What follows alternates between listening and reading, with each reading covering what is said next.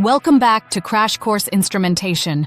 We spend a lot of time talking about components, resistors, capacitors, motors, but today we are going to look at the invisible architecture that makes all of them work. We are going back to first principles to understand electric and magnetic fields. Let's start with what you already know. Gravity is a field created by mass. It pulls on other mass. Electronics is similar. An electric field is created by charge. It pushes or pulls on other charge. But the magnetic field? That's the odd one out. It only exists when charge moves. No motion, no magnetism. It's the consequence of current. Think of the electric field as tension in space. It exists wherever you have voltage, even if no current is flowing. If that tension gets too high, around 3 million volts per meter, the air itself breaks down. We call this corona discharge.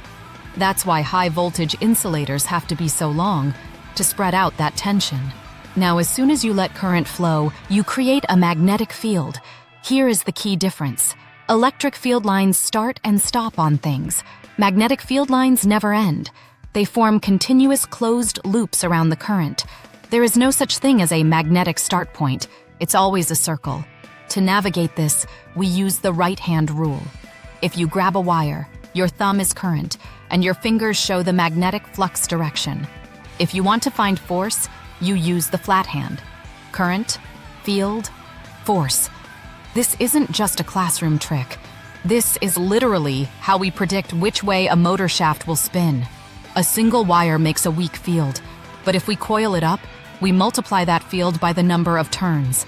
If we stick a piece of iron inside, we concentrate that flux thousands of times. The iron acts like a highway for magnetism, offering much less resistance than the surrounding air. But iron has a limit. We call it saturation. Imagine the material is a bucket. Once it's full of magnetic flux, adding more current doesn't give you more magnet. It just makes heat. Notice this loop shape? That's hysteresis. The iron remembers where it was.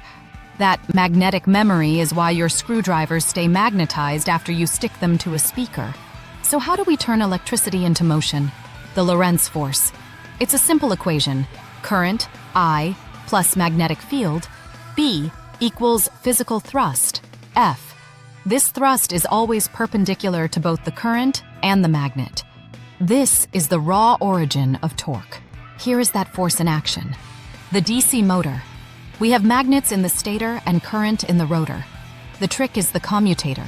It mechanically flips the current direction every half turn. This keeps the Lorentz force pushing the same way, creating continuous rotation. Now let's run it in reverse. If motion creates force, then force creates voltage. This is Faraday's law. If you shove a magnet into a coil, you generate voltage. Crucial point. It's not the amount of flux that creates voltage, it's the rate of change. The faster you move, the more power you make.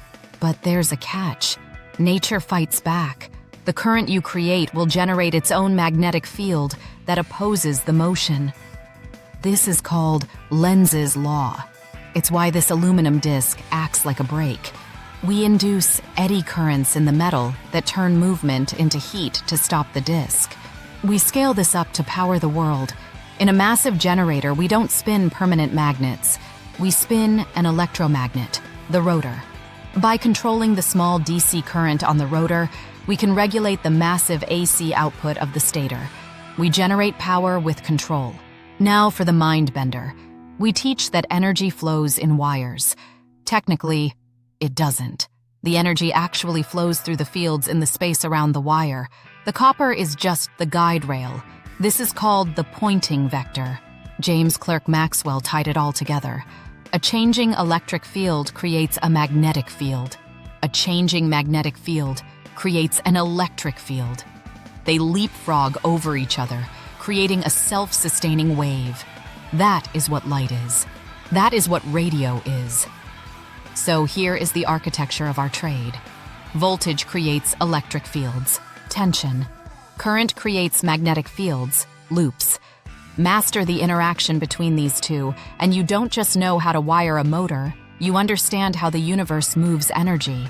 Thanks to Tony Kupalt and the open source community for making high-quality learning resources freely available. I'll also include the Socratic instrumentation models link in the description. Want more? Please hit that like and subscribe for continuing educational content.